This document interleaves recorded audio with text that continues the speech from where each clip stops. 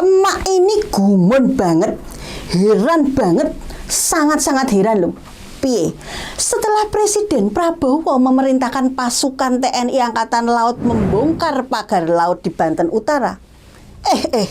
Lah kok tiba-tiba Menteri Kelautan, menterinya Pak Prabowo sendiri loh, kok ya berani protes?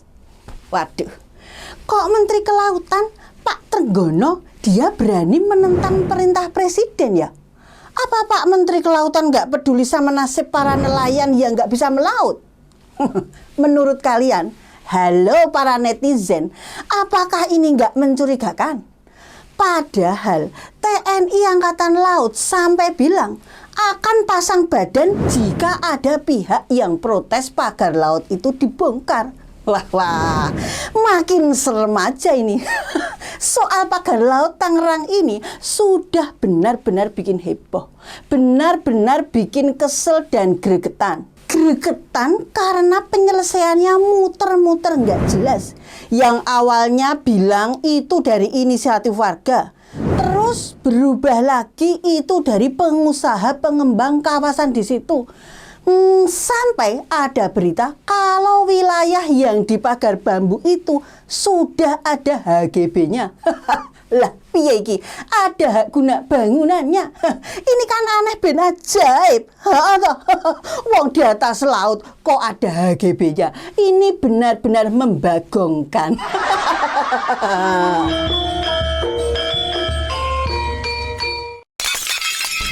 Emak yakin para emak-emak di sini pasti sepakat. Urusan pagar itu memang penting. Pagar rumah biar nggak kemalingan. Pagar hati biar suami nggak kelayapan. Tapi kalau pagar laut, aduh, ini sih baru bikin pusing 7 keliling. Pagar laut di Tangerang bikin nelayan susah cari ikan. Ya ampun, apa nggak kasihan tuh sama para nelayan? Ikan aja nggak bisa berenang bebas, apalagi mereka. Nah, siapa sih yang bikin pagar laut ini? Dari berita yang Mak baca, pagar ini ternyata punya HGB, hak guna bangunan. Emak cuma bisa garuk-garuk kepala. Laut kok punya HGB? Siapa yang kasih izin?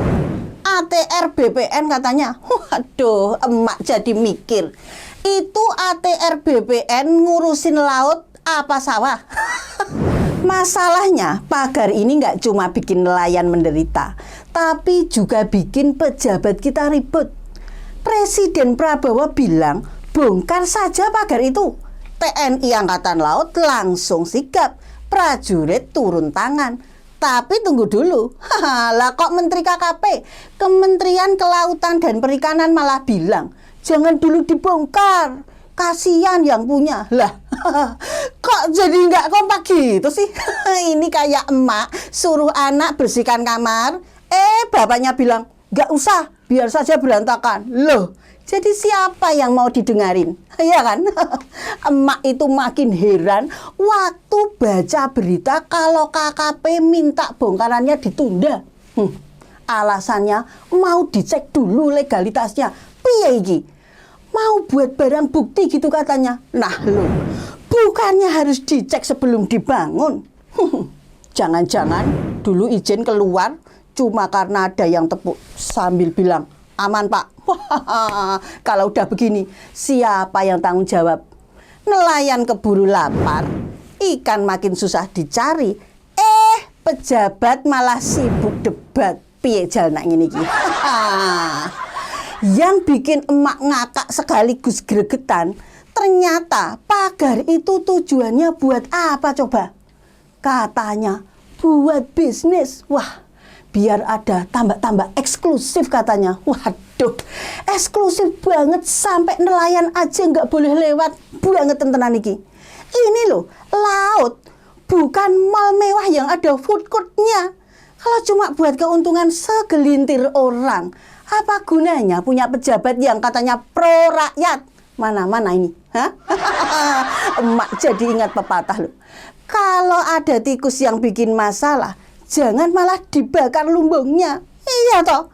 Kasian banget loh nelayan kita.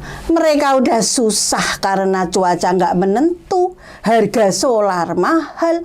Sekarang harus ngadepin pagar laut. Mau cari ikan aja harus muter-muter. Bensin tambah boros, perut kosong makin lama tidak terisi. Nelayan mana sempat sih mikirin HGB atau ATR BPN? Yang penting mereka itu cuma satu, bisa bawa ikan buat anak istri. Tapi nih ada yang lucu. Di tengah ribut-ribut soal bongkar-membongkar, ada loh yang bela si pagar.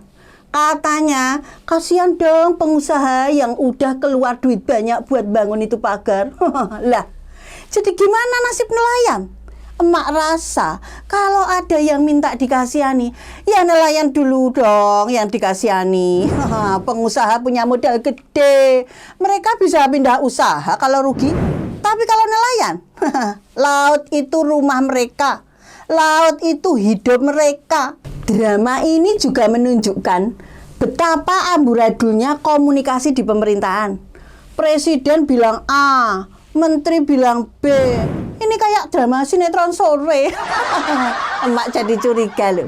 Jangan-jangan mereka kurang briefing ya. Padahal sebelum pada dilantik, semua menteri sudah kumpul itu di Akmil Magelang. Istilahnya retreat.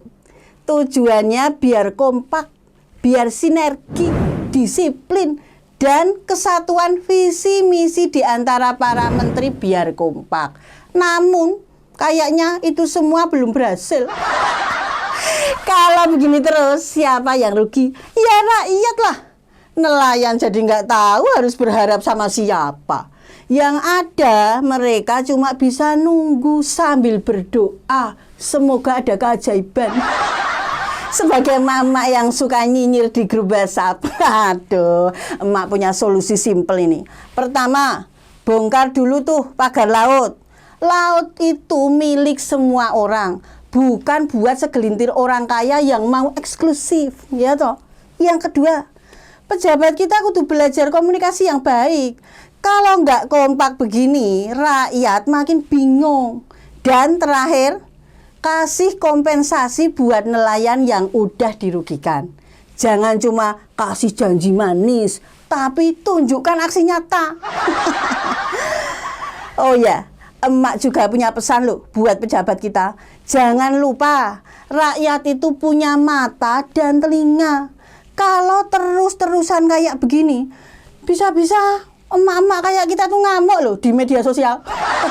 Kalau emak-emak udah turun tangan, ngeri loh. Ya toh. Jadi tolong, jangan bikin drama-drama lagi. Cukup urus pagar laut dengan hati nurani. Jangan dengan kalkulator. Semoga ada yang dengerin dan segera bertindak. Karena kalau cuma ngomong doang, emak juga bisa nih ngomel.